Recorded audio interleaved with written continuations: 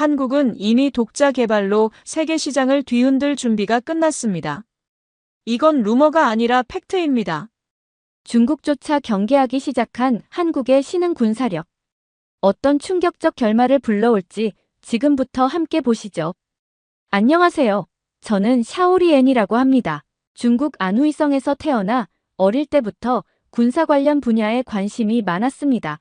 그래서 대학에서는 국제정치학을 전공했고 이후 중국에서 꽤 알려진 군사 무기 수출 컨설턴트로 일하게 됐습니다.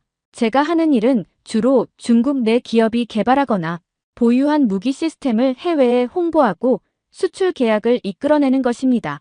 제 스스로 중국 무기와 군사 기술이 세계에서 가장 뛰어나다고 굳게 믿고 있었고요. 늘 중국이 최고이며 한국 같은 나라는 결국 중국을 따라오느라 정신 승리를 할 뿐이라는 생각으로 가득했습니다.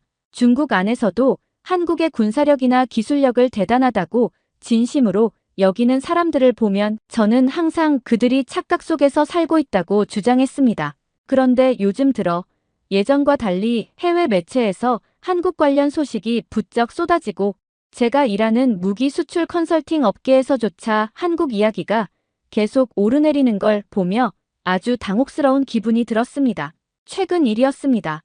페이스북에서 자꾸 화제가 된다는 게시물이 있길래 저도 호기심에 열어봤습니다. 세계 25개국 국기가 줄지어 있고 옆에 각각 숫자가 쓰여 있는 단순한 이미지였는데 조회수가 너무 높아 황당했습니다. 제목은 2025년에 가장 강력한 국가 순위 탑 25 정도로 불리더군요.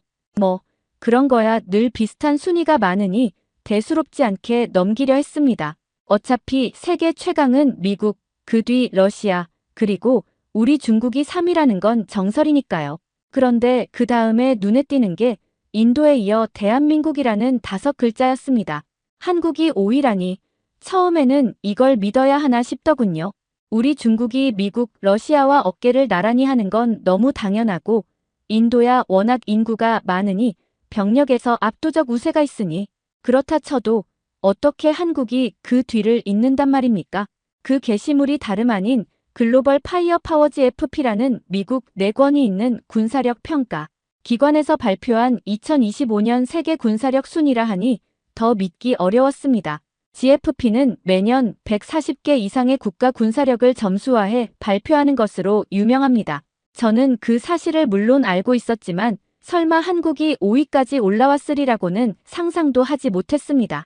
한국의 종합 점수가 0.16점대, 평가 대상 국가 중 당당히 5위라니 말입니다. 이런 점수가 얼마나 엄청난지 잘 모르는 사람도 있을 텐데 GFP 지표는 병력 규모, 무기 보유량, 국방 예산, 동원 가능 인력, 경제력, 각종 전략무기 기술, 운용 교리 등 60개 이상의 요소를 종합평가에 매긴다 합니다. 한두 가지가 아닌 거의 모든 항목에서 상위권이어야 가능한 성적인데 한국이 거기 올랐다는 게 솔직히 믿기 힘들었습니다. 저는 처음에 이 정보를 접하고 뻔한 과장이다. GFP가 한국과 아무래도 이해관계가 있나 보다. 서방 나라들이 중국을 견제하려고 한국의 순위를 의도적으로 올려준 거 아니겠냐라고 생각했습니다. 하지만 제가 일하는 업계 동료들이 하나둘 한국의 최근 군사 개발 속도가 만만치 않다며 데이터를 보여주기 시작했을 때 저는 조금씩 당혹감을 느끼게 됐습니다. 게다가 중국 내 각종 매체에서도 부쩍 한국 군사력 분석을 다루기 시작했고 국영 방송까지 한국 군사력 특집 프로그램을 편성할 정도가 되자 저도 어쩔 수 없이 그 프로그램을 꼼꼼히 보게 되었습니다. 해당 방송은 한국이 작지만 무서운 나라가 되었다고 시작했습니다. 주변에선 대한민국이 언제 이렇게 강해졌냐는 말이 나올 만큼 급성장을 이루었다고 하더군요. 예전에는 군사력 순위 7위, 8위 정도로만 알았는데 어느 순간 5위로 치고 올라왔다고 합니다. 방송에서는 한국의 병력, 장비, 독자적인 무기체계, 국방 예산, 그리고 무엇보다 방산 수출을 통한 무기 생산 역량 확대와 기술적 발전을 강조했는데 하나하나 듣고 있으니 황당하긴 했습니다. 한국을 그렇게 높이 평가한다니 말이죠. 솔직히 저는 처음에는 중국이야 말로 3위인데 어째서 굳이 한국을 두고 분석을 하냐, 비교 자체가 무의미하다라며 무시해버렸습니다. 그러나 방송 내용이 매우 구체적이었습니다. 현역 병력만 69만에 예비군이 300만이 넘는다고 합니다. 인구 대비 현역 비율이 엄청나며 동시에 무기의 기술적 자립도가 높다는 말도 귀가 따갑도록 들었습니다. 한국이 독자 개발한 전차인 K2 흑표, 자주포인 K9, 각종 장갑차, 그리고 포병 전력의 상징인 탄도미사일까지 전부 성공적인 성능을 세계 각국에서 인정받고 있다더군요. 저도 사실 무기 수출 컨설턴트로 일하다 보니 한국 무기에 대한 소문이 심상치 않다는 건 알고 있었습니다. 하지만 이렇게 방송에서 대놓고 칭찬하는 걸 보니 기분이 묘했습니다. 중국 방송에서는 이런 얘기도 했습니다. 한국은 세계 최강국들이 즐비한 군사력 상위 10위권 안에서 꾸준히 존재감을 드러내고 있다. 특히 육군 병력은 영국, 프랑스, 독일, 이탈리아 등 유럽 주요국들의 육군 병력 합보다도 많다는 말이 한국 인터넷 커뮤니티에서 자랑처럼 떠돈다. 제가 듣기에는 매우 과장된 이야기 같았지만 중국 내 전문가들도 그만큼 한국군의 숫자, 장비, 기술력을 무시할 수 없는 단계가 되었다고 인정하는 분위기였습니다. 방송을 보면서 은근히 억울했습니다. 왜냐하면 한국은 기본적으로 미군 주둔에 의존한다고 생각해왔기 때문입니다. 그리고 중국이야말로 인구나 면적, 경제력에서 넘볼 수 없는 거대한 나라입니다. 그런데 어쩐 일인지 한국이 중국과의 격차를 좁히고 있다는 식으로 방송이 마무리되더군요. 제가 보기에는 말도 안 된다. 한국은 어차피 중국 문화를 따라한 짝퉁 국가에 불과하다라는 생각이 들었습니다. 아무리 국제 매체나 GFP가 한국의 군사력을 인정한다 해도 제가 가진 선입견을 단번에 뒤집기 어려웠습니다. 저는 방송을 보고 나서도 중국이 3위, 한국이 5위라니 이건 어딘가 통계의 왜곡이 분명하다라고 주장을 굽히지 않았습니다. 그렇게 마음의 의구심과 억울함을 아는 채 며칠을 보냈는데 또 다른 문제가 생겼습니다. 제가 협력하던 어느 중동 국가의 무기 관련 바이어가 저에게 전화를 걸어왔습니다. 이 바이어는 이전까지 중국산 전차나 방공 시스템에 관심을 보였던 사람인데 갑자기 전화를 해서 요즘 한국 무기가 굉장히 평가가 좋던데 혹시 한국 업체와 우리를 연결해 줄 수 있는 브로커를 아느냐고 물어보는 겁니다. 저는 분명 중국 무기를 팔아야 하는 입장이었는데 바이어가 한국 무기에 관심을 보이는 바람에 순간적으로 당혹감을 느꼈습니다. 그래서 괜히 신경질적으로 한국 무기, 품질이나 실전 평가가 아직 부족한 나라다. 어차피 중국의 방산 기술에는 못 따라온다라고 대답했습니다. 바이어는 제 반응에 조금 멋쩍어하며 그래도 주변에서 한국 무기가 가성비가 좋고 기술력도 상당히 좋아졌다는 평가가 많다. 우리도 한국산 전차나 자주포를 검토해봐야 하지 않겠냐라고 했습니다. 결국 저는 듣는 바로는 다 과장이다. K2 전차 같은 것은 아직 실전 경험이 없는 데다 중국의 최신 전차만큼 강력하지 않을 것이다라고 억지 주장을 했습니다. 바이어는 웃으며 그건 그냥 당신 생각 아니냐. 전 세계 평가가 이미 나와 있다라고 했고 저는 순간 말문이 막혔습니다.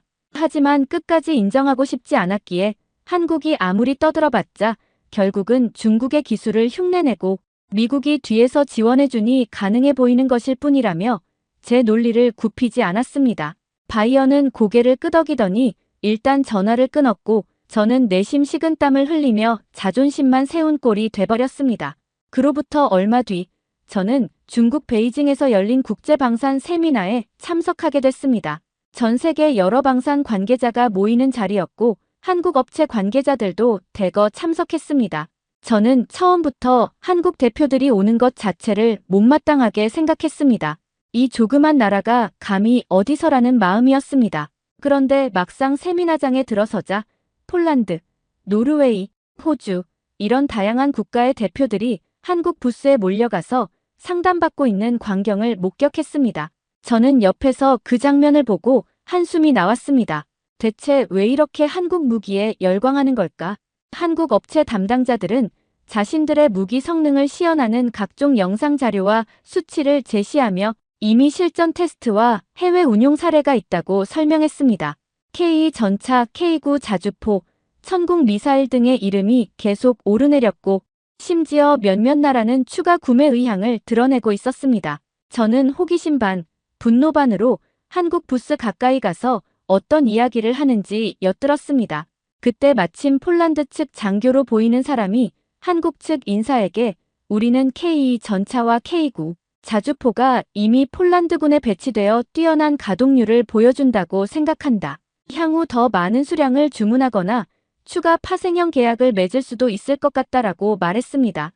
이 말을 듣고 저는 코웃음을 치며 옆에 있던 중국인 동료에게 폴란드는 우리 중국이랑 계약하면 훨씬 나았을 텐데 괜히 값만 비싸고 부품 조달도 불확실한 한국 제품을 왜 선호하는 거냐며 불만을 쏟아냈습니다. 그러자 동료는 저를 조용히 붙잡고는 요즘 세간 평판이 그렇지 않다. 한국 무기는 뛰어난 유지 보수 체계와 신속한 공급망을 구축했다는 평가가 있다. 게다가 기술 성능도 실제 테스트에서 좋게 나왔다고 하니 괜히 무시했다가 우리만 우스워진다고 조심스럽게 말하더군요. 저는 순간 울컥했습니다. 중국 무기가 최고인데 왜 자꾸들 한국 칭찬만 하는지 정말 화가 났습니다. 하지만 거기서 끝이 아니었습니다. 이번 세미나에는 여러 나라의 군사 전문가와 교수진 그리고 각종 미디어 관계자들도 참석해 다양한 세션을 열었습니다. 저도 잠깐 들른 어떤 세션에서 한국 무기에 관한 특집 발표가 있었는데 그 자리에서 한 서방 군사 전문가는 한국의 자주 국방 기술이 사실상 이미 세계 정상급 반열에 올랐다고 평가했습니다. 특히 한국이 보유한 현무 계열 미사일은 강력한 관통 능력과 폭발력을 갖추고 있으며 심지어 현무호라고 불리는 신형은 지하 벙커나 갱도도 손쉽게 파괴할 수 있다고 알려졌다. 세계적으로도 드문 위력을 지닌 탄도미사일이라는 설명이 이어졌습니다. 저는 속으로 말도 안 된다고 생각했습니다. 중국의 탄도미사일 기술이야말로 최고라고 믿고 있었으니 한국이 그런 미사일을 개발했다는 사실이 납득이 안 됐습니다. 그 전문가는 프레젠테이션 자료를 통해 현무호는 과거부터 꾸준히 개량되어 온 탄도미사일이자 순항미사일 계열의 결정판으로 전략무기급 위력을 보유했다는 평가도 있다. 전술핵을 대체할 수 있을 정도라는 분석이 나오는 만큼 한국이 결코 무시할 수 없는 군사력을 지녔음을 보여준다고 강조했습니다. 저는 도저히 믿기 싫었습니다. 한국이 미국의 기술을 훔쳤거나 그럴 가능성이 높지 않느냐고 속으로만 투덜댔습니다. 하지만 발표장에 있던 서방 전문가들은 한국이 해외 기술을 일부 참고했을지 몰라도 독자적인 연구개발 능력이 상당히 축적되었다는 것은 무시할 수 없다. 더욱이 최근 방산 수출 성과를 통해 연구개발 비용을 재투자하는 선순환 구조가 자리 잡고 있다고 입을 모아 말했습니다. 그러다 또 어이없는 장면이 벌어졌습니다. 크유앤드어 세션에서 제가 중국인임을 밝히며 일어나 한국 무기들이 자랑하는 내용은 전부 한국이 원래 미국에 종속된 국가였기 때문에 미국의 지원을 받아 가능해진 과장된 성과 아닌가. 실제로는 중국의 역대 무기 기술 축적량에 비해 한참 부족할 것이다라고 한마디 했습니다. 저는 제가 한 말을 천연덕스럽게 팩트라고 믿었습니다. 그런데 발표자로 나왔던 전문가 중 한 명이 저를 향해 차분히 반박했습니다. 그는 과거 한국이 미국으로부터 무기를 들여오고 기술 지원을 받았던 것은 사실이나 요즘은 한국 자체 개발 비중이 상당히 높다. 이미 미국조차 한국에게 공동 개발을 제안하기도 하고 각종 부품을 역으로 공급받기도 한다. 이는 명백한 데이터가 입증하고 있는데 한국의 최근 5년간 무기 수출 성장률은 세계에서 가장 빠른 수준이다라고 말했습니다. 저는 수출 성장률이 빠르다고 해서 품질이 좋다는 건 아니다. 그저 값이 싸니까 그렇게 팔리는 것일 뿐이라며 목소리를 높였습니다. 그러자 그 전문가는 경쟁력 있는 가격은 기본이다. 하지만 그와 동시에 여러 운영 시험에서 입증된 내구성, 정비, 편의성, 현지화 능력 등이 뛰어나야만 계약이 성사된다. 특히 폴란드는 한국 무기를 대량으로 구매하며 사실상 유럽 내 물류 허브까지 역할하는 중이다. 추가로 노르웨이나 이집트 같은 나라들도 계속 협상 중이다. 지금 이 현상이 단순히 값싸서 가능하다고 보는 것은 너무 단편적이라고 일침을 놓았습니다. 저는 부들부들 화가 났지만 제가 내세울 근거가 없었기에 더 이상 크게 반박하진 못하고 자리에 앉았습니다. 그리고 유럽 주요국들은 이제 한국 무기 수입에 대해 노골적으로 견제하기 시작했다는 것입니다. 프랑스, 독일, 영국 같은 나라들이 오랜 기간 자신들이 세계 정상급 무기 선진국으로 군림해왔는데 한국이 갑자기 유럽 시장을 순식간에 뚫어버리니 위기감을 느끼고 있다는 겁니다. 실제로 폴란드가 과거에는 독일제 전차나 미국 무기를 주로 도입했는데 이제는 한국제 전차와 자주포로 방향을 튼 사례가 대표적이었습니다. 그 발표자는 심지어 CNN도 한국이 국제 무기 시장의 새로운 게임 체인저가 될 수 있다고 보도했다. 하지만 동시에 미국은 자국 무기도 팔아야 하니 한국 무기를 마냥 긍정적으로 볼 수 없다는 뉘앙스를 내비쳤다라고 말했습니다. 이를 듣고 있자니 저는 점점 더 기분이 나빠졌습니다. 한국이 미국, 유럽 군사대국들에게 위협적인 존재가 되었다니요. 저에게는 상당히 충격적이었습니다. 세미나가 끝나고 저는 행사장 근처 식당에서 저녁을 먹으려 자리를 잡았습니다. 그곳에서 우연히 한국 군사 전문가로 보이는 인물들과 서방 매체 기자, 그리고 저와 아는 몇몇 중국인 동료가 함께 동석하게 되는 자리가 생겼습니다. 저는 사실 이런 자리를 피하고 싶었지만 회의 준비팀에서 주선한 식사라 빠지기 어려웠습니다. 처음엔 서로 가벼운 인사를 나누며 분위기가 괜찮았는데 잠시 후 제가 술 기운에 화를 못 참고 한국 측 전문가에게 시비를 걸었습니다. 한국이 그렇게 대단한 군사력을 가졌다고 호언장담하지만 과연 미국 없는 한국이 뭐 대단한 걸 할 수 있겠느냐?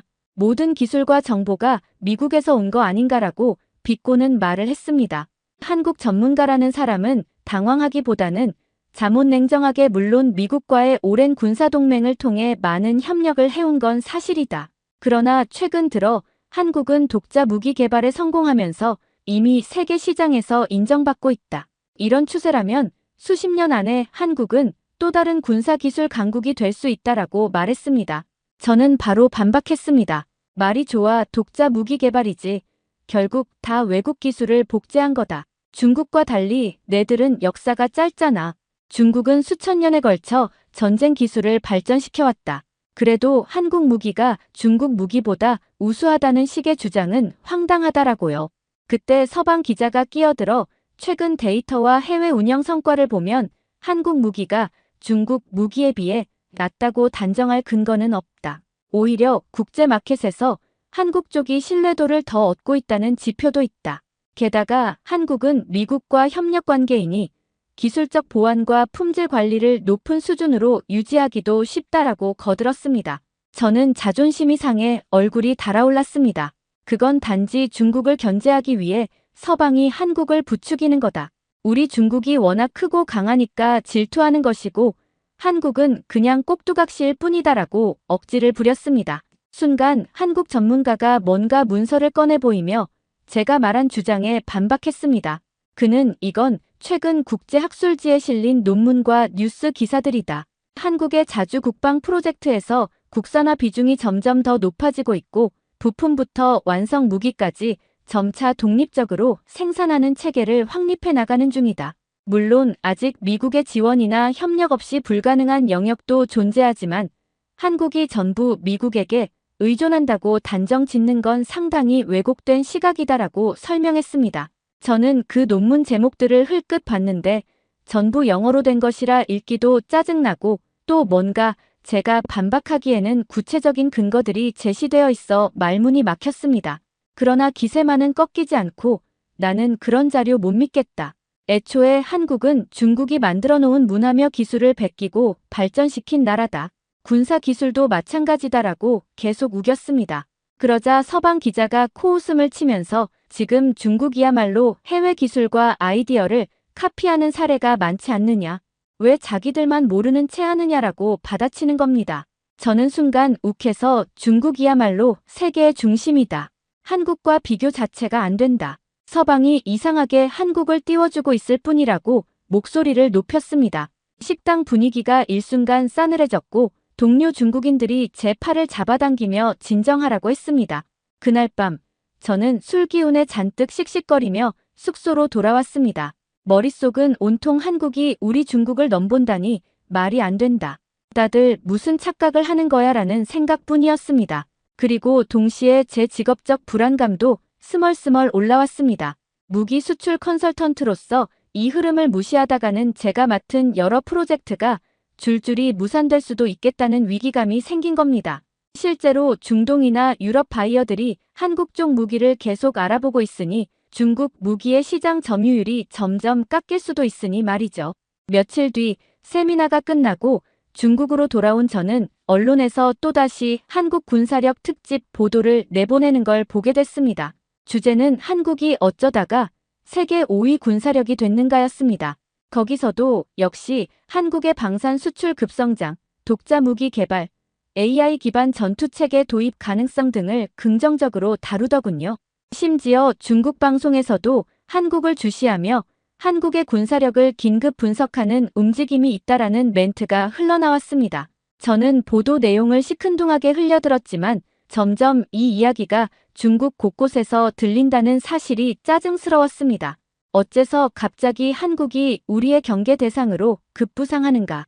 과연 이건 서방이 중국을 압박하려고 만들어낸 환상 아닌가? 라고 억지로 제 자신을 위로했습니다. 그러나 무기의 실체라는 건 어찌됐건 실전에서 증명됩니다. 한국이 약소국이라 우습게 보았는데 이미 여러 전장에서 K9 자주포나 K2 전차가 괜찮은 성능을 증명하고 있다는 말이 돌았습니다. 특히 저를 분노케 하는 점은 한국이 과거에는 대부분 무기를 수입하던 입장이었는데 이제는 세계 4대 방산 수출국을 목표로 달리고 있다는 겁니다.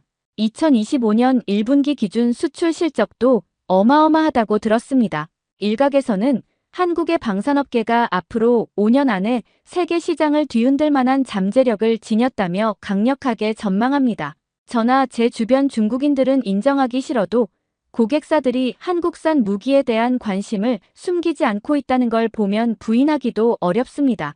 결정적으로 저를 열받게 만든 건 한국의 현무호 미사일 보유 소식이었습니다.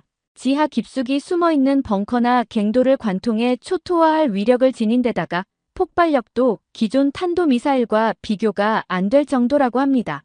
국방 전문가들은 이걸 반쯤 핵무기에 준하는 위력이라고까지 말합니다. 만약 그런 무기를 한국이 수백 기 이상 보유한다면 어느 나라든 함부로 한국을 무시하기 어려울 겁니다. 그런데도 저는 속으로 설마 저놈들이 또 과장하는 거다. 미국이 허가도 안 했을 텐데 어떻게 그렇게 강력한 미사일을 만들겠나. 분명 허세일 거다라고만 생각했습니다. 그러던 중 제가 종종 정보를 교류하던 서방 군사 애널리스트가 저에게 뉴스 기사를 하나 보내왔습니다. 그 기사에는 한국 현무 시리즈에 대한 상세한 연구 내용이 담겨 있었고 관련 시험 발사 장면, 위성 사진 분석 결과가 구체적으로 소개되었습니다. 맙소사, 제가 보기에도 상당히 그럴싸했습니다. 미사일의 크기, 사정거리, 파괴력, 정확도 등이 뒷받침되는 데이터가 굉장히 설득력 있게 정리되어 있었습니다. 그 애널리스트는 중국도 물론 동풍 계열 미사일이 있지만 한국 현무호처럼 지하 깊숙이 묻힌 시설을 직접 타격할 수 있는 미사일을 수십 기 이상 대량 배치하는지는 의문이다. 한국이 꾸준히 미사일 지침을 완화해온 점을 감안하면 앞으로 더 강력한 변형 모델도 나올 수 있다는 의견을 덧붙였습니다. 저는 기가 막혔습니다. 중국 무기가 세계 최고라고 생각했는데 이 기사를 보고 있자니 마음 한구석이 끓어올랐습니다. 동시에 솔직히 약간의 불안감이 스쳤습니다. 하지만 저는 겉으로는 절대 그런 걸 인정하지 않았습니다. 주변에 같은 자료를 본 다른 중국인 동료들이 한국이 정말 우리가 예상했던 것보다 훨씬 더 치고 올라온 듯하다고 말을 하면 저는 화를 내며 그건 서방 언론이 퍼뜨린 루머다. 중국에 대한 견제일 뿐이다. 한국은 원래 아무것도 아니고 앞으로도 중국을 이길 수 없다라고 잘라 말했습니다. 동료들은 달래듯이 그렇긴 하지만 그래도 한국이 이렇게까지 성장한 건 사실인 듯하니 우리도 전략적으로 대응해야 하지 않을까라고 조심스럽게 말했지만 저는 끝끝내 듣지 않았습니다. 이런 일이 반복되다 보니 요즘 들어 저는 중국 내에서도 상당히 머쓱한 처지가 됐습니다. 한때는 제가 나서서 한국, 시시한 나라다라고 떠들고 다녔지만 이제는 주변에서 요즘 한국 방산 산업이 무섭게 성장한다던데 좀 알아봐야 하지 않겠냐라고 제게 묻습니다. 그러면 저는 여전히 그거 다 과장되고 부풀려진 얘기다. 서방이 중국을 압박하기 위해서 꾸며낸 소리다라고 주장합니다. 하지만 속으로는 이런 생각이 듭니다. 만약 저 말이 사실이라면 한국이 우리 중국 무기 수출 시장에 커다란 타격을 줄 수도 있겠군. 저는 이런 현실을 받아들일 수 없었습니다. 모두가 한국을 세계적 군사 강국으로 치켜세운다 하더라도 저는 제 생각을 굽히지 않을 겁니다. 감사합니다. 두 번째 사연 바로 시작하겠습니다. 안녕하세요. 저는 쯔이라고 합니다. 저희 가문은 대대로 중국 역사 연구와 교육에 몸담아 왔으며 특히 전국시대부터 현재에 이르기까지 중국의 방대한 역사적 자산을 발굴하고 정리하는 데 일생을 바치는 집안으로 명성이 자자합니다. 저희 조상들은 이미 청나라 말기부터 군벌시대, 중화인민공화국 성립 이후에 이르기까지 숱한 변혁기 속에서도 중화 문명을 지키고 보존한다는 일념 하나로 살아오셨습니다. 증조할아버지는 왕조 체제가 막을 내릴 무렵 북경 인근의 박물관 설립에 참여하여 유물 수집과 전시 기획에 결정적으로 기여한 분으로 전해집니다. 그 공로로 당대 지식인 사회에서는 꽤 명망이 있었고 북경뿐 아니라 상해남 경무한 등지의 문학의 인사들과도 두루 교류했다고 합니다. 할아버지는 국공내전 시기에 군벌과 혁명 세력 사이를 오가며 어떻게든 문화를 지켜야 한다는 마음으로 수많은 유물을 안전하게 보관하는 임무를 맡았다고 합니다. 그래서 문화구호 활동의 선두에 서기도 했는데 그 시절 겪은 시련은 말로 다 못할 정도였다고 들었습니다. 그리고 아버지께서는 중화인민공화국이 안정기에 접어든 뒤 국가가 운영하는 여러 박물관을 자문하고 해외에서 역사를 연구하고 돌아온 인재들과 활발히 교류하며 중국 역사와 관련된 전시 기획에 깊이 관여해 오셨습니다. 아버지는 문헌학과 고고학적 지식, 그리고 고대 문화유산에 대한 열정이 대단하신 분이었습니다. 제 기억 속 아버지는 늘 오래된 사료나 고문서를 들여다보시면서 중국은 세계사의 중심에 서 있었고 주변 국가들은 우리가 비춰주는 빛에 따라 성장했으며 그 점을 우리가 잊지 말아야 한다고 가르쳐 주었습니다. 저 역시 어려서부터 그런 가풍을 자연스럽게 물려받았습니다. 일반 가정에서 배우는 것과 달리 저는 초등학생 때부터 아버지가 직접 고전 텍스트를 가르쳐 주었습니다. 차기나 자치통감, 삼국지 등의 사설을 읽으며 어린 마음에도 우리 중국이야말로 동아시아 문명의 정수라는 생각이 확고해졌습니다. 한반도나 일본, 동남아 여러 지역은 중국이 오래전부터 문명을 전수해준 수혜자에 불과하다는 인식이 저에게는 너무나도 당연했습니다. 특히 한국 과거 조선 반도라 불렸던 지역에 대해서는 더욱더 오랜 중국의 영향 아래서 형성된 작은 나라라는 생각이 컸습니다. 아버지는 거기에 대하여 이렇게 말씀하셨습니다. 고구려나 발해, 조선 왕조 같은 것이 전부 중국 왕조의 조공을 바쳐왔으니 결국 대국 중국에 종속된 역사라고 볼 수 있다. 비록 그들이 주체적인 왕국을 세워보기도 했으나 근본적으로 중원을 중심으로 한 문명의 변방일 수밖에 없지 않겠느냐? 저 또한 그런 논리에 조금도 의문을 품지 않았습니다. 그 누구도 저에게 다른 시각을 제시하지 않았으니까요. 학교에서도 가문에서도 한국이라는 나라는 그저 소국이자 속국이었다는 식으로 배워왔습니다. 우리 집안은 여러 박물관과 대학 연구소에 자문을 해주면서 수많은 해외 교류 기회가 있었고 저도 꽤 이른 시기에 해외 학자들을 접했는데 그 가운데서도 한국 출신이라 주장하는 이들은 별로 마주칠 일이 없었습니다. 간혹 있다 해도 중국에 유학 온 조선족 청년 정도가 전부였고 이들은 대개 중국 문명에 존경심을 표현하곤 했습니다. 그럴 때면 저는 역시 한국인들도 자신들이 중국 문명에 빚졌다는 사실을 인정하는구나 하고 생각했습니다. 제 이름은 쯔이입니다. 저희 가문은 후손들이 대개 전통적 문헌과 고고학을 계승하고 중국 내 문화재 및 박물관 분야를 발전시키도록 장려해왔습니다. 저도 자연스럽게 그런 길을 따라왔지요. 대학에서 중국 고대사를 전공하고 대학원에서 동아시아 외교사를 연구했습니다. 그러면서 중국 정부나 대형 박물관이 주관하는 각종 프로젝트에 참여해 동북공정 관련 업무에도 관심을 갖게 되었습니다. 물론 저로서는 동북공정이야말로 너무나도 당연하고 합리적인 작업이라고 여기며 주변 인사들에게도 열정적으로 그 가치를 강조했습니다. 왜냐하면 역사적으로 고구려와 발해, 그리고 조선 반도의 역사는 모두 중국사에서 떨어질 수 없는 일부라는 게 저희 가문과 제가 믿어온 확고부동한 신념이었으니까요. 그렇게 저는 30대 초반의 젊은 학자로서 중국 내 여러 박물관의 전시 기획에 자문을 제공하며 박물관 직원들을 대상으로 한 강의를 맡고 있었습니다. 제 전문 분야는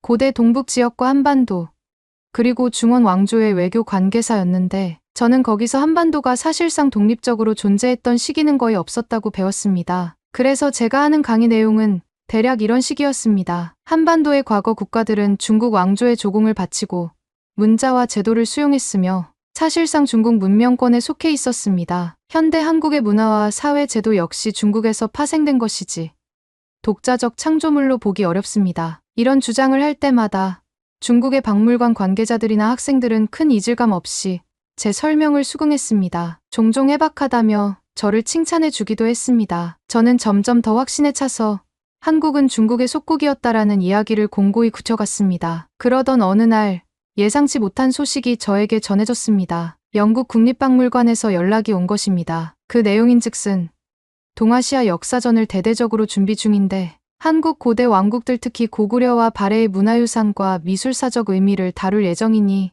중국에서도 학자 한 분을 모셔서 함께 해설하고 학술적 견해를 발표해 주셨으면 좋겠다라는 초청장이었습니다. 그 소식을 처음 접했을 때 저는 솔직히 의아했습니다. 영국이라는 서구 국가에서 동아시아를 전시한다면 당연히 중국이 그 중심이 되어야 하는데 왜 한국을 부각하겠다는 걸까 하는 의문이 들었죠.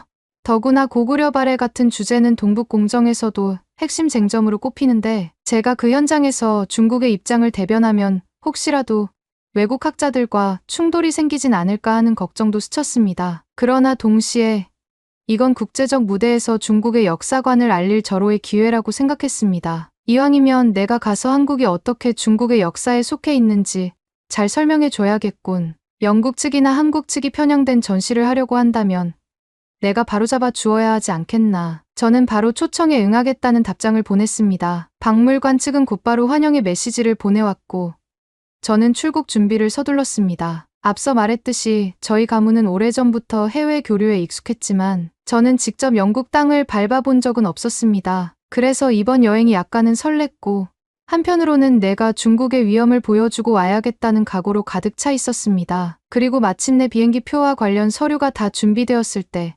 아버지는 제 손을 잡고 이렇게 말씀하셨습니다. 쯔위야, 너는 우리 집안의 명예를 이어받아 중국 역사를 지키고 알리는 데 힘써야 한다. 서양인들이나 한국인들은 중국 문명에 대해 잘 모르는 부분이 많으니 내가 확고히 중국 중심의 논리를 설파하고 돌아와라. 저는 당연히 고개를 끄덕이며 영국에서 멋지게 활약하리라 다짐했습니다. 그렇게 길고 긴 비행을 거쳐 드디어 런던 히드로 공항에 도착했습니다. 부푼 마음으로 비행기에서 내려 입국 심사장으로 향했는데 그곳에서부터 저는 엄청난 충격과 모멸감을 맛봐야 했습니다. 줄을 서 있는데 제 바로 앞에 서 있던 사람들은 한국인으로 보였습니다. 여권이 보이진 않았지만 옆 사람과 나누는 대화가 한국어 같았고 짐에 붙은 태그도 인천공항을 가리키고 있었으니까요. 근데 그들은 심사대에서 거의 몇 초 만에 오케이, 패스하더니 가뿐히 통과해버렸습니다. 저는 영국은 한국에 우호적이라더니 정말 저렇게 빠르게 처리해 주나 보네. 그래도 난 중국에서 왔고 영국과 중국은 외교 관계가 활발하니 비슷하게 처리해 주겠지 라고 생각했습니다. 그런데 막상 제 차례가 오자 심사관은 제 여권을 받아들더니 한참을 들여다보고 무전기로 뭔가를 이야기하기 시작했습니다. 그러더니 잠시 대기하라며 제게 손짓으로 옆쪽 공간을 가리키는 겁니다. 당황스러웠습니다. 혹시 제 이름이 테러리스트 목록에라도 오른 걸까? 아니면 제가 중국에서 왔다는 이유로 뭔가 불안 요소라고 여기는 걸까? 별의별 생각이 다 들었습니다. 결국 저는 10분, 20분이 넘도록 그 옆에서 대기해야 했습니다. 제 뒤에 줄 선 다른 국가 사람들 심지어 한국인들도 몇 명 있었는데 순식간에 심사를 마치고 지나가는데 저만 홀로 기다려야 했습니다. 결국 3시간 가까이 지체된 뒤 저를 다시 심사대 앞으로 불렀는데 이번에는 2명의 직원이 나타나서 제 가방을 열어보겠다고 했습니다. 저는 불만 섞인 목소리로 이럴 필요가 있습니까? 저는 초청장을 받은 공식 방문객입니다. 라고 항의했지만 그들은 추가 검사가 필요합니다. 협조해 주십시오. 라는 말만 반복했습니다. 제 가방 안을 조목조목 뒤지는데 제가 가져온 연구 자료나 책자까지 하나하나 들춰보며 무슨 글이 적혀 있냐고 묻기도 했습니다. 영어로 대답하려 해도 그들은 뭔가 미심쩍다는 듯한 표정이었습니다. 결국 저는 그 자리에서 거의 1시간 가까이 소지품 검사를 받았습니다. 한술 더 떠 그들은 제 몸까지 수색하겠다며 전신검색 때 비슷한 곳으로 안내했습니다. 허리춤이나 주머니를 샅샅이 뒤지고 신발과 양말까지 벗게 해서 금속 탐지기로 훑었습니다. 저는 너무 수치스러워서 눈물이 날 뻔했지만 겨우 참았습니다. 내심 왜 하필 나만 이렇게 철저하게 검사하는 거지? 이건 국적 차별이 아니고 뭐란 말인가 하는 생각이 들었습니다. 그런데도 담당 직원은 제게 별다른 설명을 해주지 않았고 사무적인 표정으로 절차인이 협조해달라는 말만 반복했습니다. 결국 저는 제 시간에 공항을 빠져나오지 못했고 짐을 찾는 곳으로 달려가 보니 제 캐리어가 컨베이어 벨트에서 내려져 한쪽에 방치되어 있었습니다. 공항 밖으로 나가는 길에 한국인으로 보이는 이들이 택시 줄을 쉽게 잡아 금세 타고 떠나는 모습을 봤습니다. 그들이 저보다 한참 늦게 비행기에서 내렸는데도 저보다 훨씬 빨리 공항을 빠져나간 것입니다. 저는 괜스레 분통이 터져서 대체 왜 중국인인 나는 이렇게 대우받아야 하나? 한국인들은 무슨 수로 이렇게 빨리 통과하는 건가 싶었습니다. 심지어 택시를 잡으려는데 공항 밖에 있는 택시 기사들 몇 명이 제게 곱지 않은 시선을 주었습니다. 마치 제가 불법 체류자라도 될 것처럼 경계하거나 노골적으로 제게서 멀어지는 태도를 보였기 때문입니다. 한 기사는 제가 짐을 들고 다가가자 고개를 설레설레 저으며 다른 손님을 태웠습니다. 그리고 멀리 돌아서 가며 힐끗힐끗 저를 쳐다봤습니다. 저도 모르게 눈물이 왈칵 쏟아질 것 같았습니다. 내가 여태껏 중국의 위상을 지켜온 집안에서 자라며 당당히 해외 나갈 수 있을 만큼 배웠는데 어째서 이런 차별을 받아야 하는지 억울하고 서러워 죽을 지경이었습니다. 어찌어찌 다른 택시를 잡아 탔는데 기사도 뭔가 불친절했습니다. 어디서 왔느냐, 왜 여기 왔느냐는 걸 계속 묻더군요. 저는 영국 국립박물관에 초청받아 온 역사학자라고 설명했지만 기사는 코웃음 치듯 중국이랑 한국이랑 구분이 가느냐, 둘 다 비슷한 나라 아니냐라는 식의 말을 뱉었습니다. 저는 속이 끓었습니다. 아니요. 중국과 한국은 완전히 다릅니다. 한국은 우리 중국이 예로부터 통치해 온 속국이었어요. 여러분은 전혀 모르겠지만 사실 한국은 중국 역사의 한 부분입니다. 라고 말해주고 싶었으나 영어가 그만큼 유창하지 않아 답답해하고 있는데 기사는 무슨 말인지 알아듣지 못하고 오, 그렇군이라는 건성 반응만 하더군요. 제 마음이 너무 복잡해서 자꾸 눈물이 맺혔지만 행선지에 도착할 때까지 이를 악물고 참았습니다. 그런데 택시를 타고 가는 길에서 길가에 서 있는 젊은이 몇 명이 제 택시 창문을 향해 무언가 야유 비슷한 소리를 질렀습니다. 창문이 약간 열려 있었는데 코로나라는 말도 들렸습니다. 제가 동양인이고 특히 중국에서 왔으니 그런 식으로 희롱하는 모양이었습니다. 저는 또다시 수치심을 느꼈습니다. 아니, 대체 내가 뭘 잘못했길래 이런 공격을 받아야 하지? 그러나 불쾌감을 표출해도 대꾸해줄 사람은 없고 기사마저도 그냥 무시해. 가끔 저런 애들이 있다고 대수롭지 않게 말했습니다. 차별에 익숙한 듯한 투였고 저는 억울함에 목이 메었습니다. 결국 저는 숙소에 도착하자마자 방에 들어가 짐도 제대로 풀지 못하고 침대에 주저앉아 눈물을 훔쳤습니다. 어떻게 첫발부터 이렇게 고초를 겪어야 하나? 이게 정말 선진국이라는 영국인가? 한국인들에겐 편하게 해주고 중국인인 나에겐 왜 이런 모욕을 주는 걸까? 별별 생각이 교차하며 억울함이 목까지 차올랐습니다. 그렇게 잠시 눈을 붙이려 했지만 머릿속이 복잡해서 좀처럼 잠이 오지 않았습니다. 다음 날 아침 왕립박물관 담당 큐레이터인 찰스 밀러라는 사람에게서 연락이 왔습니다. 오늘 오전에 전시 관련 최종 기획 회의가 있으니 선생님도 꼭 참석해 주시면 감사하겠습니다라는 말이었습니다. 저는 곧장 세수와 옷매무새를 가다듬고 택시를 불러 박물관으로 향했습니다. 여전히 마음 한구석에는 전날 겪은 차별과 불쾌감이 남아 있었지만 최소한 학문적 자존심은 지켜야 하므로 최대한 당당한 태도를 유지하려 애썼습니다. 왕립박물관 건물은 웅장했고 고풍스러운 기둥과 돌계단이 인상적이었습니다. 적어도 외형은 멋있군. 하지만 속은 어떨지 모르지라는 생각이 스쳤습니다. 안내 데스크에 제 이름을 말하고 초청장을 보여주자 직원이 찰스를 호출해 주었습니다. 잠시 후 중년의 백인 남성이 나타나 제게 손을 내밀었습니다. 쯔위 박사님 맞으시죠?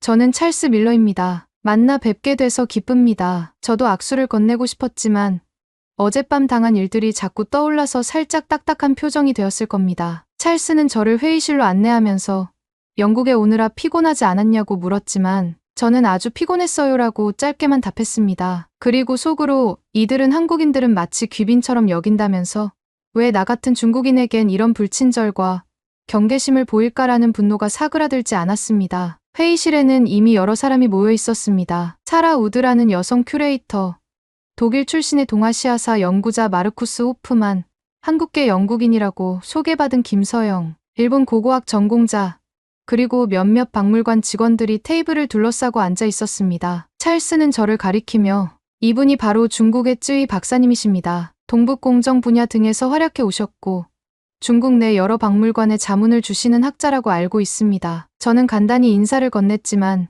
시큰둥한 반응이 돌아왔습니다. 특히 김서영이라는 한국계 연구자는 살짝 경계에 눈빛을 띠는 듯 보였습니다. 그가 중국에서 오셨다고 들었습니다. 반갑습니다라고 했는데 왠지 그 말투가 진정 반가워하기보다는 무슨 의견을 내놓으려나라는 시선 같았습니다. 회의가 곧 시작되었고 찰스가 전시 목적과 주요 구성을 설명했습니다. 이번 동아시아 역사전은 한국 고대 왕국들의 미술과 문화, 그리고 그들이 주변 국가와 교류한 흔적을 집중 조명한다는 취지라고 했습니다. 거기서 이미 저는 못마땅했습니다. 분명히 고구려나 발해는 중국 동북 지역과 깊은 관련이 있고 심지어 그 영토 자체가 중국 땅에 포함돼 있다는 게 우리 쪽 주장인데 왜 한국 고대 왕국으로만 일방적으로 묘사하려는지 이해가 안 됐습니다. 그래서 저는 바로 손을 들어 말했습니다. 죄송하지만 제가 알기로는 고구려와 발해 같은 국가들은 한국이라는 이름 아래 단순히 묶일 수 없습니다. 역사적으로 중국 왕조의 영향력 안에 있었고 실제로 속국 관계에 가까운 형태를 유지했지요. 그런데 이번 전시에서는 이들을 한국사의 자주적 일원이라고만 다루겠다는 겁니까? 회의실 공기가 잠시 정적이 감돌았습니다. 그러다 사라 우드가 차분하게 대답했습니다. 네.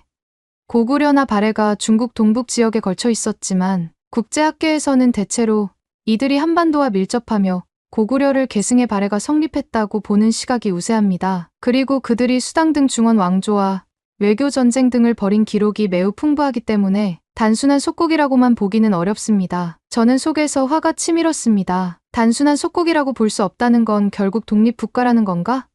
말도 안 되지. 중국 기록을 읽어보면 충분히 그들이 조공을 바쳤다는 증거가 있는데 그러나 회의 첫날부터 과격하게 나가는 건 좀 자제해야겠다 싶어. 일단 아직 논쟁이 많은 주제군요. 중국에선 다르게 해석하는 학자들이 많습니다라고만 답했습니다. 사실 저로서는 충격이었습니다. 국내 박물관에선 제 말이 거의 정설처럼 받아들여졌는데 여기 영국에선 제가 마이너리티인 듯 보였으니까요. 게다가 김서영이라는 한국계 연구자는 저를 바라보며 고개를 끄덕이지도 않더군요. 쯔위 박사님 말씀대로 중국이 제시하는 시각도 알고 있습니다. 그러나 이 전시는 다수 국제학계에서 축적해온 고고학적 문헌적 자료를 토대로 합니다. 고구려와 발해가 독립국가로서 존재했다는 증거가 풍부하거든요. 이 말에 저는 더는 참을 수 없었습니다. 고구려와 발해가 어딜 봐서 독립국가란 말입니까? 중국 역사서들에 다 기록되어 있습니다. 수나라 당나라에 조공을 바치고 문화를 수용했으니 실제로 중국 문명권에서 벗어난 적이 없잖아요. 라고 목소리를 높였습니다. 그러자 마르쿠스 호프만이 나서서 동아시아에서 조공은 단순히 속국임을 의미하는 게 아니라 일종의 외교 형식이었던 것으로 보는 학설이 많습니다. 조공을 바치면서도 실질적으로 독립국가로 기능하는 사례가 많았죠. 오스만 제국 시절 유럽 여러 공국들이 바친 곡물도 마찬가지입니다. 그것만으로 속국이라 단정 지을 수는 없습니다. 저는 점점 더 답답해졌습니다. 로마니, 오스만 제국인이 하는 사례를 굳이 동아시아에 가져와 비교하다니.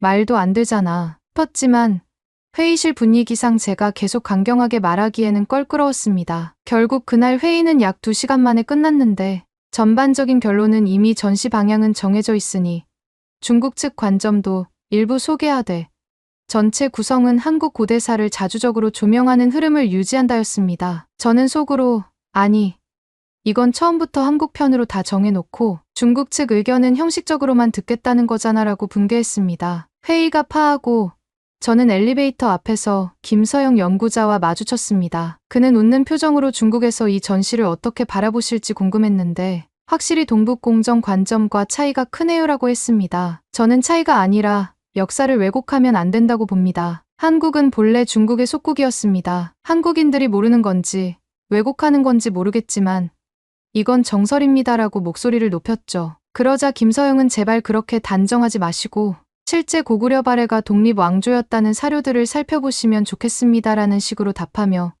서둘러 자리를 뜨더군요. 제가 뒤에서 더 얘기하려 해도 이미 김서영은 다른 사람과 이야기를 나누며 멀어지고 있었습니다. 저는 왠지 모를 소외감과 분노가 뒤섞여 복도를 돌아 나오면서 눈물이 핑 돌았습니다. 중국에서 저를 대할 때와는 전혀 다른 차가운 시선과 외딴 섬이 된 기분이었습니다. 그날 오후 저는 왕립박물관 내부 도서실을 둘러볼 기회를 얻었습니다. 박물관 측이 혹시 필요하면 자료 열람실을 사용해도 된다고 해서 고구려 발해 관련 국제학술 자료가 얼마나 있는지 궁금하기도 했습니다. 방대한 장서와 자료가 빼곡히 정리된 열람실에 들어서자 저는 곧 고구려나 발해를 키워드로 검색해 많은 연구서를 찾아볼 수 있었습니다. 그런데 보니 대부분이 영문으로 쓰인 논문이나 한국, 일본, 유럽 학계에서 나온 비교 연구서였고 중국 논문이나 동북공정 자료는 의외로 많지 않았습니다. 물론 아예 없는 건 아니었지만 비중이 현저히 낮았습니다. 그걸 보면서 저는 다시 한번 기가 막혔습니다. 아,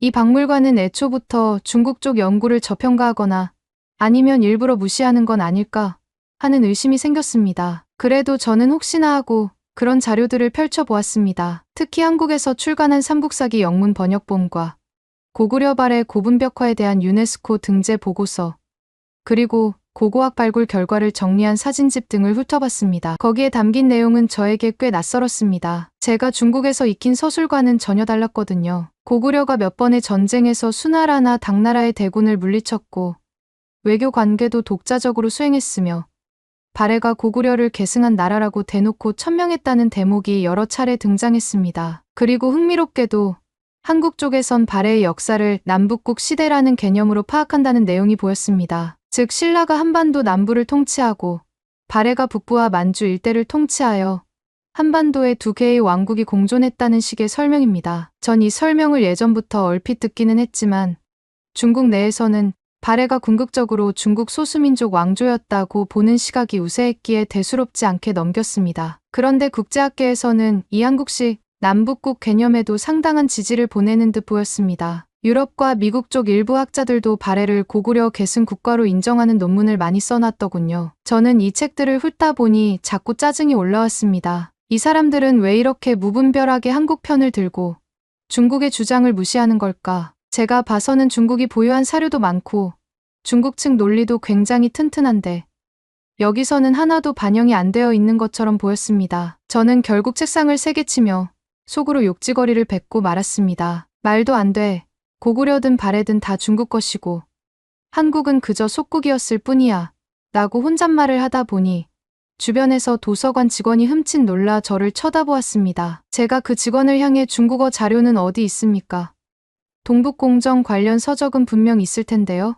라고 물었더니 직원은 조금 당황하며 아, 여기저기 섹션에 일부 있긴 합니다만 많이 번역되지 않았고 저희가 입수한 것도 제한적이라 잘 모르겠네요 라고 답했습니다. 저는 그런 반응이 더욱 화가 났습니다. 아니, 전 세계에서 가장 권위 있다는 이 박물관이 중국 자료를 저렇게 소홀히 다루면서 어떻게 동아시아 역사전을 한다는 거지.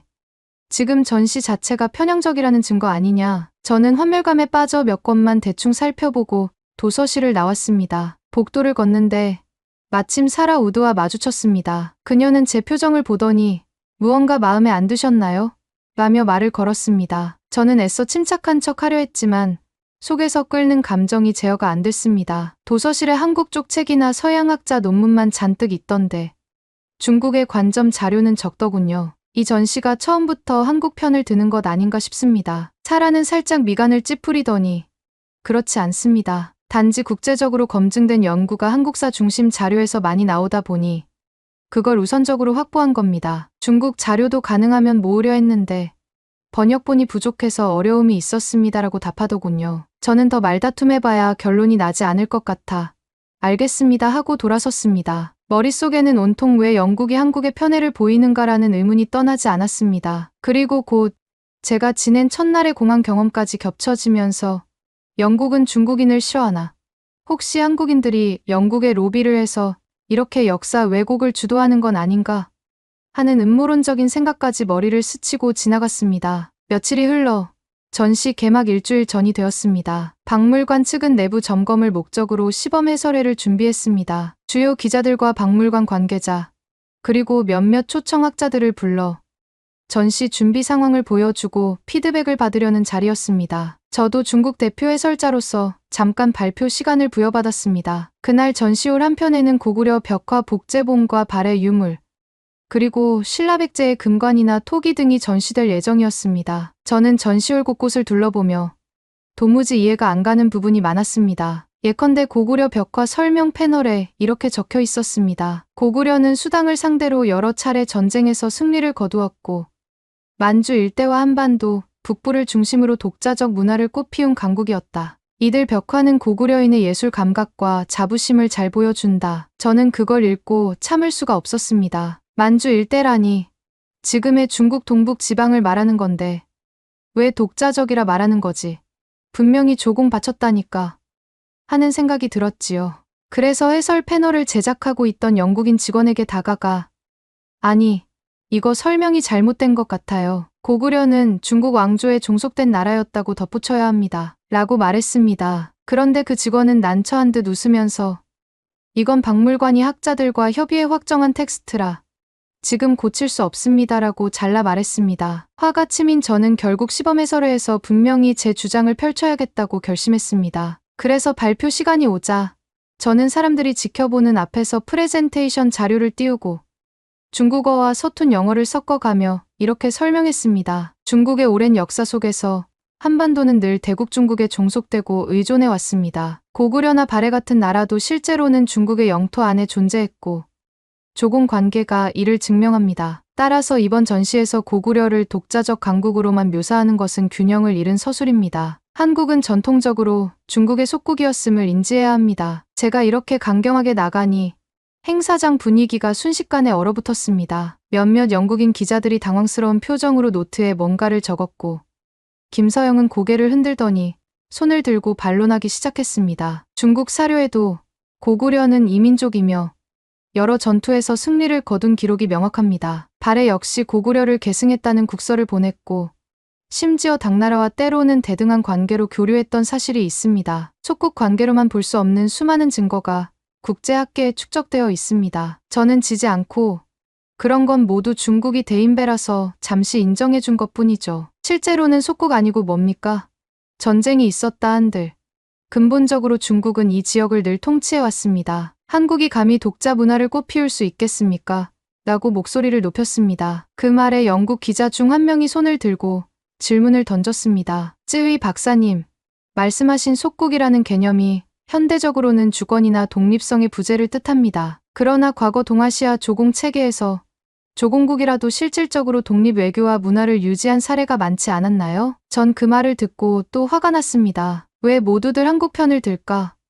분명 여기서도 중국인인 나를 무시하는 듯한 기분이 들어. 그래서 좀 더 격앙된 톤으로 속국은 속국입니다. 한국이 역사적으로 중국을 거역했다면 벌써 멸망을 당했을 겁니다. 조공 제도가 동등한 외교는 아니죠라고 답해버렸습니다. 제가 저도 모르게 손짓까지 크게 하며 말을 쏟아내자 김서영은 마치 한숨을 쉬는 듯 이 문제는 이미 학계에서 다양하게 논쟁되어 왔고 고구려와 발해가 독립국가였다고 보는 쪽이 설득력이 강합니다라고 재차 강조했습니다. 그리고 그 자리에 있던 사라 우드나 마르쿠스 호프만 등도 한마디씩 거들며 국제고고학연구와 유네스코 자료 등을 언급했습니다. 고구려 무덤벽화가 세계유산으로 지정될 때도 한국의 고구려 고분군이라는 이름으로 등재되었고 중국은 또 따로 중국 내 고구려 유적을 올렸지만 이건 고구려가 여러 지역에 흩어져 있었다는 사실의 반증일 뿐 결코 중국만의 역사로 보기 어렵다는 취지였습니다.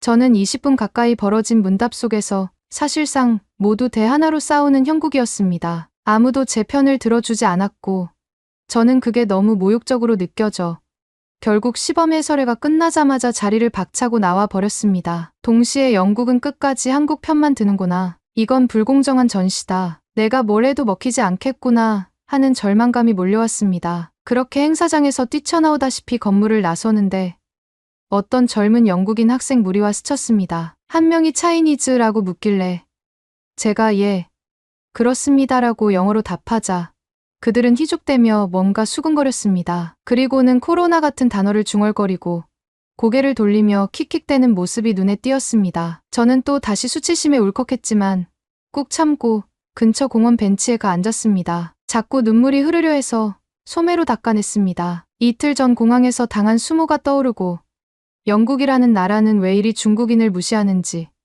그리고 왜 한국만 특별 대우하는지 도무지 알 수 없었습니다. 결국 전시는 예정대로 진행될 것 같았습니다. 왕립박물관은 고구려 발해를 한국 고대사의 주축으로 소개하고 독립왕국임을 강조하는 논조를 유지했습니다. 그리고 개막 이틀 전 박물관 내부에서 마지막 점검 회의가 열렸습니다. 저도 어쩔 수 없이 참석해 중국 측을 대표하는 마지막 의견 진술을 해야 했습니다. 회의 시작 전 사라 우드와 찰스 밀러가 저를 따로 불러 쯔위 박사님, 너무 불편해하시는 것 같아서 걱정입니다. 저희도 중국 쪽 자료를 일부 반영하려 노력했어요. 동북공정에 관한 소개 패널도 작게나마 넣었고 고구려가 조공 관계를 맺었다는 사실도 언급할 예정입니다. 그런데 전체 전시 기조는 바꾸기 어렵습니다. 이미 다수 학자들의 연구를 반영한 결과거든요. 이 말을 듣는데 저는 화가 치밀면서도 허탈했습니다. 결국 내 목소리는 부차적인 참고 자료쯤으로만 취급되는 건가? 저는 마지막으로 이렇게 요청했습니다. 적어도 고구려와 발해가 중국 영토 일부를 통치했고 조공을 바치던 속국이었다는 문구를 크게 표시해 달라고 말이죠. 그러나 찰스는 애매하게 미소 지으며 전시 설명문 전체를 다시 바꾸긴 힘듭니다. 이미 인쇄 단계에 들어갔어요. 다만 간단한 보충 문단은 추가할 수 있을 겁니다. 그 부분은 김서영 박사님과 상의해보세요. 라고 답했습니다. 저는 다시 한번 김서영에게 무슨 말을 해봐야 다 자기들 유리한 쪽으로 쓸 거 아니냐라는 불신이 들어 그냥 포기하고 말았습니다. 정작 최종 회의에 들어가 보니 주로 미술품 배치와 관람 동선 등에 관한 세부 사항이 논의되었고 역사 해석 충돌은 이미 이전 시점에서 결론이 난 상태였습니다. 중국 입장에선 패배나 다름없었습니다. 저는 회의 내내 입을 꾹 다물고 있었습니다. 어느 시점에서 김서영이 마치 저를 위로하려는 듯 중국에서도 워낙 광대한 역사와 유물이 많다 보니 이번 전시에 반영하기가 쉽지 않았나 봐요. 하지만 이 전시가 끝나면 중국 유물전을 열 수도 있을지 모르잖아요. 그때는 더 자세히 말씀해 주실 기회가 있을 거예요. 라고 했지만 저는 대꾸하지 않았습니다. 그리고 속으로 무슨 소용인가. 너희들은 이미 고구려와 발해를 한국사로 못 박았고 내가 아무리 떠들어도 안 들을 텐데 하고 자조했습니다. 드디어 전시 개막 당일이 되었습니다. 왕립박물관은 성대한 개막 행사를 준비했고 영국 언론과 각국 대사관 인사들이 초대되었습니다. 한국 대사관 측에서도 상당히 고위급 인사가 왔고 어떤 한국 기업 후원도 있었다고 들었습니다. 저는 과연 이렇게 한국이 영국과 깊이 교류하는 관계였나 싶어 의아했고 동시에 질투심이 생기기도 했습니다. 개막식에서 찰스 밀러와 사라 우드가 간단히 축사를 했고 이어 한국 대사관 관계자가 인사말을 전했습니다. 그 현장에서 고구려와 발해 등 우리의 고대사가 오늘날 세계인에게 새롭게 조명되는 기회가 되어 기쁩니다라는 말을 들었는데 저는 가슴이 내려앉았습니다. 내가 보기엔 고구려와 발해가 중국사인데 어떻게 저들이 저걸 우리의 고대사라고 당당히 말하는 건지 영국이 이걸 허용하다니 정말 어이가 없다라는 생각이 들었습니다. 이후 전시 안내 시간이 돌아왔습니다. 수많은 관람객과 기자들이 전시홀로 이동했고 사라 우드와 김서영이 앞장서서 전시품을 설명했습니다. 고구려 벽화의 예술성, 발해의 도자기나 불교 유적, 그리고 백제신라의 황금, 공예품 등을 차례로 소개하면서 한국 고대 왕국들은 독자적 문화와 정치 체제를 발전시켜왔고 동아시아 문명에 커다란 발자취를 남겼다는 식으로 설명하더군요. 그러다 누군가 기자석에서 손을 들고 질문했습니다. 중국 측 주장과는 어떤 차이가 있나요? 고구려나 발해가 중국사라는 견해도 있지 않습니까? 사라는 제가 있는 쪽을 힐끗 보더니 차분히 대답했습니다. 네, 중국에서는 동북공정 등을 통해 고구려와 발해를 중국 역사로 포함시키려는 시도가 존재합니다. 저희는 그 부분에 대해서도 패널의 작은 섹션을 마련했습니다. 그러나 본 전시는 다수의 국제학술 연구와 고고학적 증거, 문헌 기록을 종합할 때 이 왕국들이 한반도 민족과 문화적으로 밀접하며 자주성을 지닌 국가였다고 보는 주류 견해를 소개하는 데 중점을 두었습니다. 그 말이 끝나자 기자석에서 또 누군가가 중국 대표로 오신 분의 의견은 어떤지 듣고 싶다고 했습니다. 저를 가리킨 것이 분명했습니다. 저는 머뭇거렸지만 이미 수많은 시선이 저를 향하고 있었고 굳이 피할 수 없었습니다. 그래서 마이크를 건네받아 떨리는 목소리로 말했습니다. 저는 중국에서 이 전시에 참여하러 온 쯔이라고 합니다. 개인적으로는 고구려와 발해가 역사적으로 중국의 영향권 안에서 성장했으며 상당 기간 속국 관계에 있었다고 믿습니다. 조공을 바쳤다는 사실만 봐도 이들이 자주 국가라고 단정 짓기 어렵다고 생각합니다. 다만 여기 박물관에서는 다른 관점을 중점적으로 소개하는 것 같으니 여러분께서도 참고하시고 판단하시면 되겠습니다. 제가 이렇게 말하는 동안 사라 우드와 김서영은 별다른 표정 변화를 보이지 않았습니다. 어쩌면 저들을 비롯한 영국 측 인사들은 제 발언이 전혀 놀랍지 않았을 테고 이미 여러 차례 반박해왔으니 큰 관심이 없었을 수도 있겠습니다. 그러나 저는 무척이나 씁쓸했고 손에 식은땀까지 났습니다. 이 전시에서 제가 한 말은 마치 소수의 이단 견해처럼 취급받는 듯했습니다. 그나마 다행인 건 짧은 답변 이후 추가 질문이 이어지지 않았다는 점이었습니다. 행사는 계속 이어졌고 한국 측 인사들은 고구려 벽화 사진 앞에서 기념 촬영을 하며 즐거워 보였습니다. 영국인들 사이에서도 고구려가 수당을 막아낸 건 알고 있었는데 이렇게나 독특한 문화가 있었는지 몰랐다는 반응이 들려왔습니다. 저는 옆에서 그 광경을 바라보며 참을 수 없는 억울함과 분노, 그리고 좌절감을 동시에 느꼈습니다. 어떻게 해서든 이들의 생각이 틀렸다는 걸 증명해 보고 싶지만 이들이 내 말을 들어줄 것 같지 않구나 하는 무기력감에 빠졌습니다. 전시는 그렇게 성공적으로 개막해 버렸습니다. 언론 보도를 보니 한국의 고대사가 왕립박물관에 화려하게 입성했다. 고구려와 발해 문명이 새롭게 주목받고 있다 같은 기사 제목이 실렸습니다. 저는 호텔 방에서 그 기사를 읽으며 쥐어뜯고 싶은 심정이었습니다. 차라리 빨리 중국으로 돌아가고 싶다는 생각이 간절해졌습니다. 원래 계획으론 제가 전시 기간 중 일주일 정도 더 머무르면서 해설을 맡도록 돼 있었지만 도무지 참을 수가 없었습니다. 영국에서 느끼는 소외감, 그리고 공항에서부터 시작된 차별, 거리에서 받은 야유까지 모든 게 저를 짓누르고 있었습니다. 이미 박물관 쪽에서도 제 의견을 적극 수용할 마음은 없어 보였기에 남아있더라도 더는 의미가 없다는 판단이 들었습니다. 그래서 개막식 이틀 뒤 저는 박물관에 일신상의 이유로 일정을 조정해야 한다고 통보했고 출국 항공권을 앞당기는 수수료를 지불하면서라도 빨리 귀국하기로 결정했습니다. 왕립박물관 측도 아쉽지만 어쩔 수 없네요라고만 했습니다. 사라 우드가 마지막으로 중국에서 오시느라 고생 많으셨고 조만간 기회되면 또 교류하시죠라는 이메일을 보냈는데 저는 무성의하게 네 알겠습니다라고 답장을 보냈습니다. 공항으로 가는 택시를 잡는 과정에서도 여전히 기사들의 태도가 불친절하다고 느껴졌고 길가에서 마주친 몇몇 젊은이들이 또 동양인을 비웃는 듯한 시선을 보냈습니다. 저는 택시에 올라타자마자 창문을 닫아버렸고 기사에게 영어로 최대한 빨리 공항으로 가달라고만 말했습니다. 그 짧은 말조차 하는 게 힘들었습니다. 머릿속에는 중국인이란 이유만으로 이렇게까지 무시당하는구나라는 분노와 서글픔이 가득했습니다. 혹여나 버스나 지하철을 탔더라면 또 어떤 일을 겪었을지 상상만 해도 끔찍했습니다. 히드로 공항에 도착하니 출국장으로 향해야 했습니다. 이번에는 입국 심사처럼 까다로운 검사를 받지는 않을 거라고 믿었는데 체크인 과정에서 짐 검사를 한참 했고 몸 수색까지 받지는 않았지만 긴장감이 감돌았습니다. 더구나 다른 아시아인으로 보이는 사람들, 특히 한국 여권을 지닌 이들은 간단히 절차를 마치고 지나가는 모습이 보였는데 저는 조금 더 까다로운 질문을 받았습니다. 언제까지 있었느냐, 왜 이렇게 일찍 귀국하느냐 등등.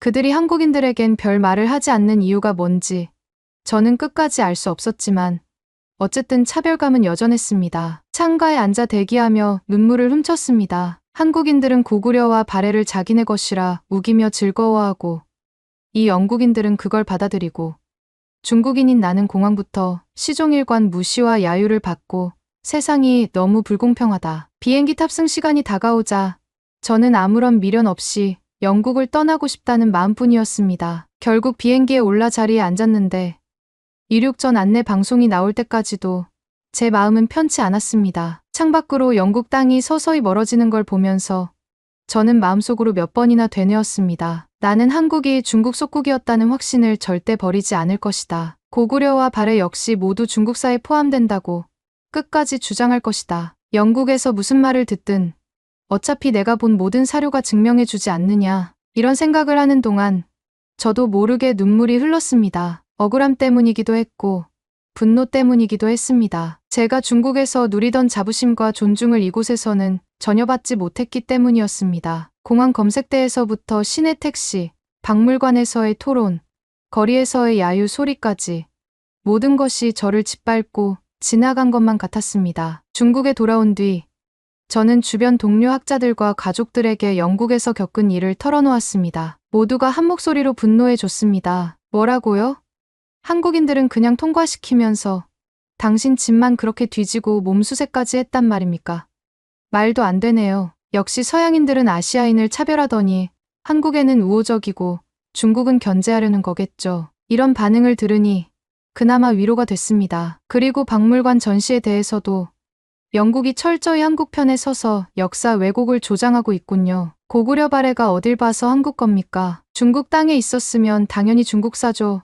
라며 분개하는 목소리가 나왔습니다. 저희 가문에서도 한탄의 목소리가 이어졌습니다. 아버지는 영국은 옛날부터 제국주의적 태도가 몸에 배어 있으니 조선왕국도 중국의 부속물이었다는 역사를 인정하지 않는 것 같다. 참으로 무지한 이들이다라고 혀를 찼습니다. 저도 조금씩 마음의 안정을 찾으면서 다시 중국 내 여러 박물관 업무에 복귀했습니다. 강의와 자문 업무도 재개했지요. 그런데 영국 왕립박물관에서 받은 충격 탓인지 한동안 무기력해지기도 했습니다. 내가 저토록 확실히 안다고 생각했던 중국 중심 역사관이 서구나 국제학계에선 통하지 않다니 정말 세상이 다 돌아선 건가 하는 생각이 들어서였죠. 하지만 조금 지나니 오히려 반감이 더 강해졌습니다. 그래, 국제사회가 어떻게 규정하든 한국이 고구려 발해를 자기들 것이라고 우겨도 나는 절대로 인정할 수 없다. 이건 우리 중국의 역사이고 동북공정의 정당성을 반드시 지켜야 한다. 라고 더욱 고집하게 된 것입니다. 가끔 동료들과 학술 모임을 할 때 누군가 제가 영국에서 있었던 일을 물어보면 저는 있는 그대로 얘기해 줍니다. 저는 한국이 중국 속국이었다고 분명히 말했는데 영국인들이나 한국계 학자들은 전혀 듣지 않았어요. 고구려 발해는 독립국가였고 한국 문명이 대단하다고 주장하더군요. 참으로 편향된 전시였습니다. 라고. 그러면 다들 고개를 끄덕이며 역시 서양이 뭘 알겠습니까? 중국을 차별하고 한국만 편드는 거야 라며 동조해줍니다. 물론 머릿속에서는 여전히 영국 왕립박물관 도서실에서 봤던 방대한 자료들, 고구려 벽화에 대한 해설, 발해가 고구려를 계승했다는 기록, 그리고 한글 창제 관련 연구 같은 것들이 떠오르긴 합니다. 조금만 솔직해지자면 그들이 제시한 근거가 완전히 허구인 것만은 아니었다. 뭔가 그럴싸한 면이 있긴 했다는 생각도 합니다. 그러나 저는 지금도 한국의 모든 위인과 역사는 중국 것이며 한국은 오래전부터 중국의 통치받아 온 속국이라는 저 가문의 신념을 깰 수가 없습니다. 제 정체성과도 직결된 문제니까요. 게다가 해외에서 중국인이 겪는 차별이나 멸시가 존재한다는 걸 직접 경험했기 때문에 저는 한국과 서구를 더욱 증오하게 됐다고 해도 과언이 아닙니다. 내가 그렇게 무시당했는데 어떻게 그들의 논리를 그대로 수용하겠어 하고 생각이 굳어지는 것이지요. 오히려 영국에서의 체험이 저를 더욱 강경하게 만들었습니다. 제게 남은 건 결국 깊은 모멸감과 억울함입니다. 한국은 중국 속국이었다는 말을 수백 번 반복해봐도 영국인들이나 세계학계가 당장 바뀔 것 같진 않습니다. 그러나 저와 같은 중국 학자들은 앞으로도 이 주장을 포기하지 않을 겁니다. 고구려 발해가 한국 역사라는 논리를 받아들인다는 건 저희가 오랫동안 구축해온 중국 통일적 다민족 국가 관점이 무너지는 일이니까요. 저는 이번 영국 왕립박물관에서 벌어진 동아시아 역사전이 개인적으로 지옥 같은 체험으로 남았습니다. 공항에서부터 저는 중국인이라는 이유로 가혹한 몸수색과 꼼꼼한 짐 검사를 당했고 택시 잡는데 애를 먹었으며 길 위에서 야유까지 들었습니다. 한국인들은 훨씬 쉽게 지나가고 영국인들은 그걸 당연시하는 모습이 너무 원망스러웠습니다. 박물관 안에서도 제가 아무리 설명해봐야 고구려 발해는 독립국가였다는 논리 앞에 무력해질 뿐이었죠. 그렇다고 제가 그들을 설득당한 건 결코 아닙니다. 저는 여전히 한국의 역사와 문화는 근본적으로 중국의 부속품이라고 굳게 믿습니다. 그 사람들이 제게 보여준 자료를 저는 편향된 시각이라 치부하고 싶습니다. 물론 그런 태도가 국제적으로 받아들여지지 않는다는 걸 느꼈기 때문에 한편으론 막막하기도 합니다. 세상 사람들은 왜 우리 중국의 위험을 진정으로 몰라줄까? 한국을 왜 이렇게 과대평가할까 하고요. 어쩌면 영국 방문 전에 제가 가졌던 당당함은 이젠 다소 과장된 허상이었다는 사실을 깨달았을지도 모릅니다. 그럼에도 전 결코 포기할 수 없습니다. 한국은 중국의 속국이었다는 주장, 고구려와 발해는 중국사라는 논리를 내려놓으면 제가 지금껏 배워온 지식과 제가 속해 있는 이 대단한 가문의 전통이 무너지는 기분이 드니까요. 아마 이 이야기를 읽으시는 분들 중에는 제가 너무 아집을 부린다고 생각하실지도 모르겠습니다. 하지만 저는 중국의 정당한 역사를 지키고 자존심을 지키기 위해 이렇게 굳게 서 있습니다. 언젠가 세상이 바뀌어 다시 한번 동북공정의 진실이 널리 인정되길 바라지만 현실적으로는 쉽지 않을 거란 걸 압니다. 저는 오늘도 중국 어느 박물관 연구실에서 한국은 자주적 역사가 없다. 중국에 종속되어 왔고 그들이 자랑스러워하는 고구려 발에 심지어 한글조차도 중국의 영향 아래 있었다는 식의 강의를 합니다. 학생들은 제 말을 고개를 끄덕이며 듣습니다. 저 또한 한때 영국에서 당한 차별과 수모를 떠올리며 더욱 목소리를 높입니다. 절대 한국이 자기들 역사를 과장하지 못하도록 우리가 분연히 맞서야 한다라고요. 이것이 제가 영국에서 겪은 모든 일과 그 이후 저희 삶입니다. 분하고 서글픈 일들이었지만 동시에 저를 더욱 완강하게 만들었습니다. 아마 앞으로도 저는 고구려와 발해를 한국사라고?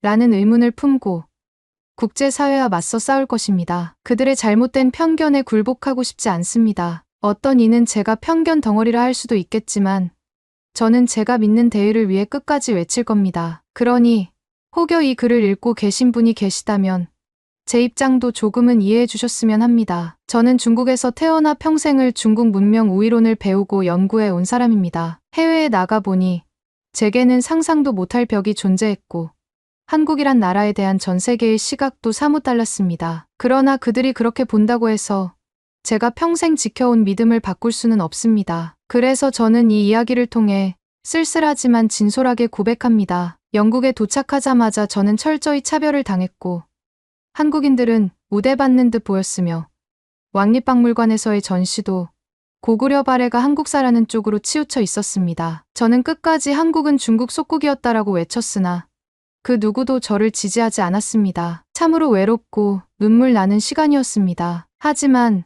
그 기억을 떠올릴수록 저는 더욱 마음을 굳게 먹고 중국의 입장을 대변해야 한다는 결심을 다시금 다집니다. 이것이 바로 제가 영국 왕립박물관에서 겪은 모든 사건의 전말입니다. 그리고 지금 이 순간도 그때 기억을 떠올릴 때마다 가슴 한켠이 쓰리고 답답해져 옵니다. 언젠가 제가 더 많은 자료와 논리로 무장해 국제 무대에 다시 선다면 이번에는 제 주장이 제대로 통할 수 있을까요? 솔직히 자신은 없지만 그래도 포기할 수 없습니다. 이 길이 바로 우리 가문이 지켜온 길이자 제가 믿는 진실이니까요.